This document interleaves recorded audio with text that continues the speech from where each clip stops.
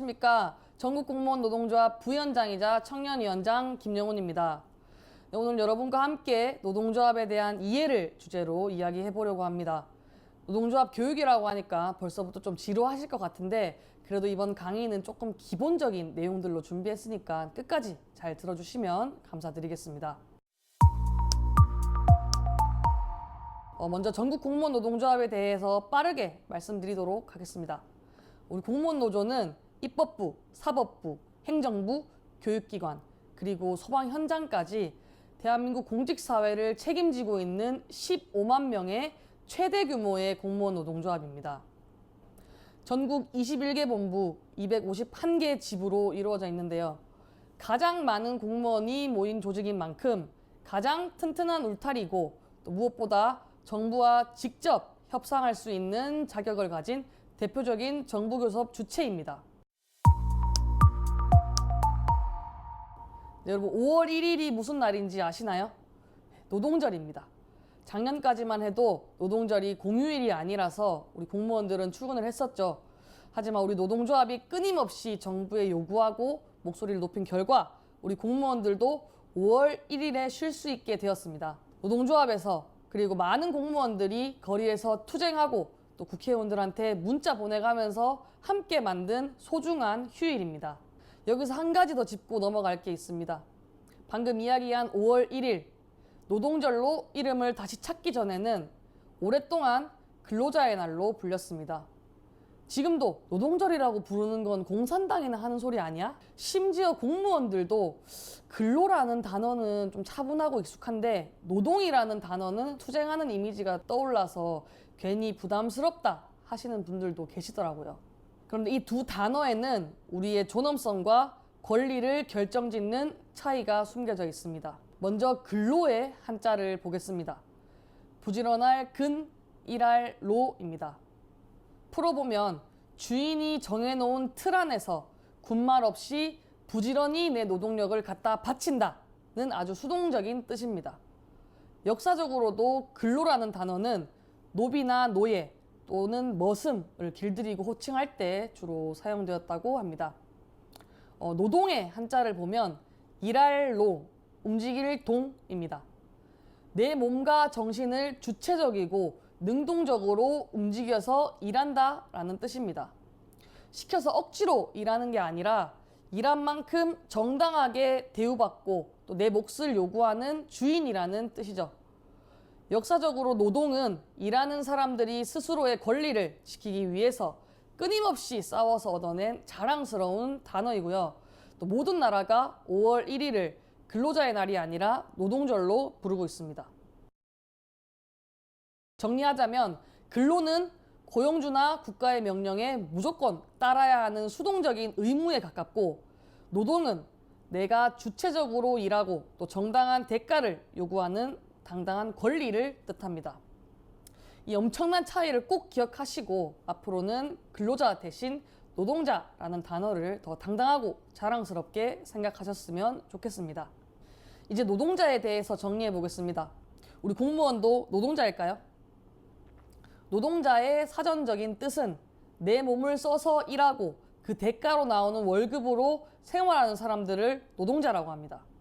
흔히들 노동자라고 하면 공장에서 일하는 사람 또는 공사 현장에서 일하는 사람만을 떠올리는데 그분들뿐만 아니라 대학에서 학생을 가르치는 교수님도 의사들도 병원장이 아닌 이상 노동자입니다.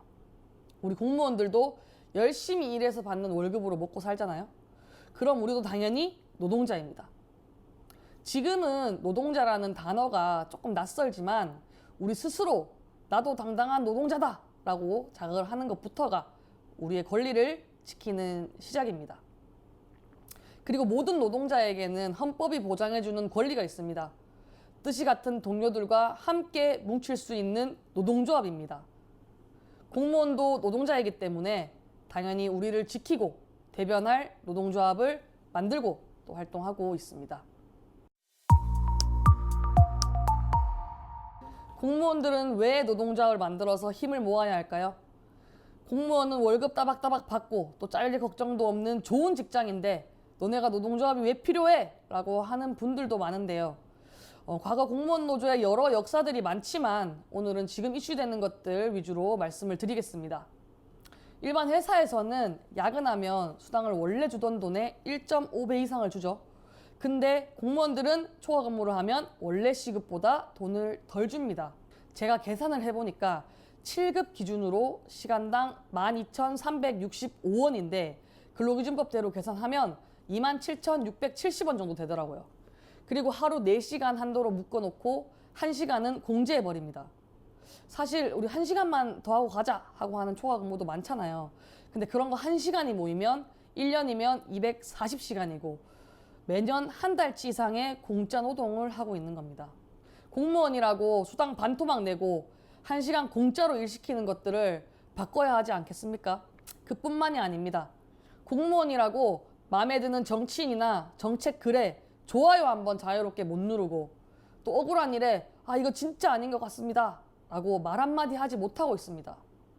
공무원이라는 이유로 헌법이 보장한 권리를 빼앗긴 채 살아가야 하는 것이 지금의 현실입니다.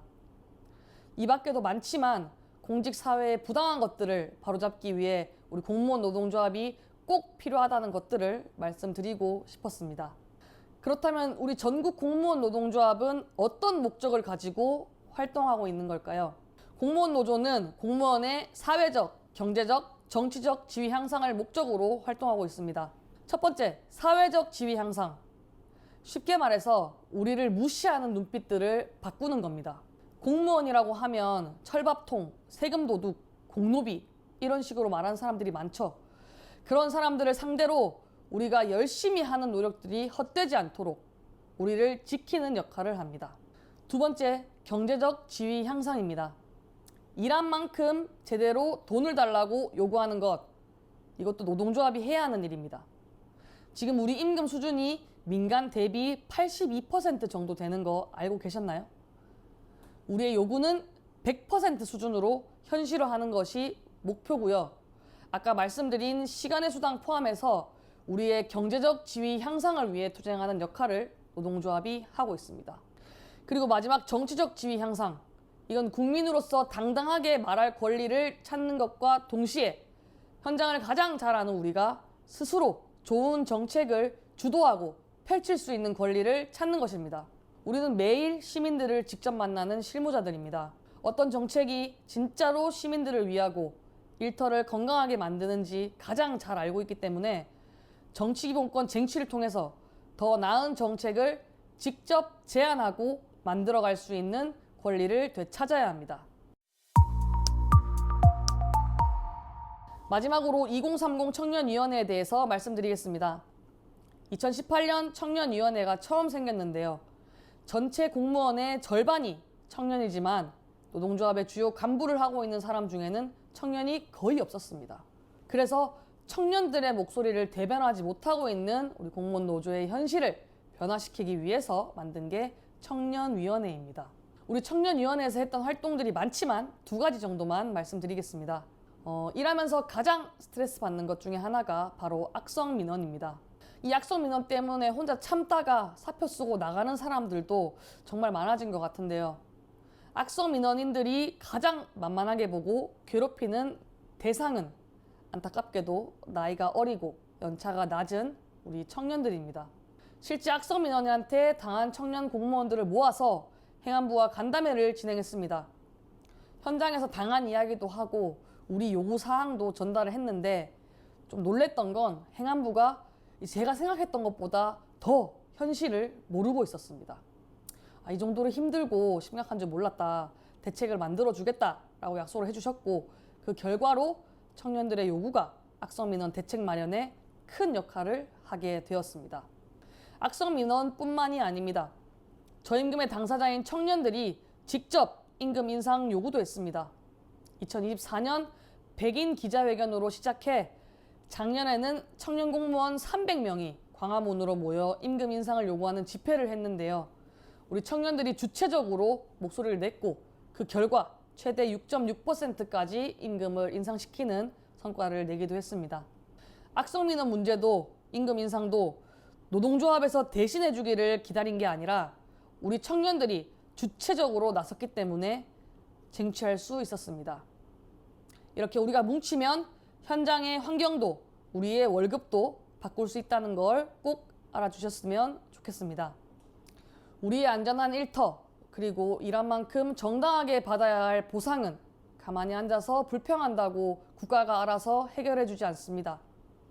혼자서 시장, 군수, 구청장 찾아가봤자 그들에게 그건 개인의 불평일 뿐입니다. 하지만 15만 명이 뭉쳐서 요구하면 그것은 누구도 거부할 수 없는 당당한 권리가 됩니다. 여러분의 공직 생활이 외롭지 않도록, 악성민원에 상처받지 않도록 우리 전국 공무원 노동조합이 언제나 여러분 곁에 있겠습니다. 여러분들도 우리 공무원 노조와 함께해 주십시오. 이상으로 오늘 노동조합에 대한 이해 강의 마치도록 하겠습니다. 고맙습니다.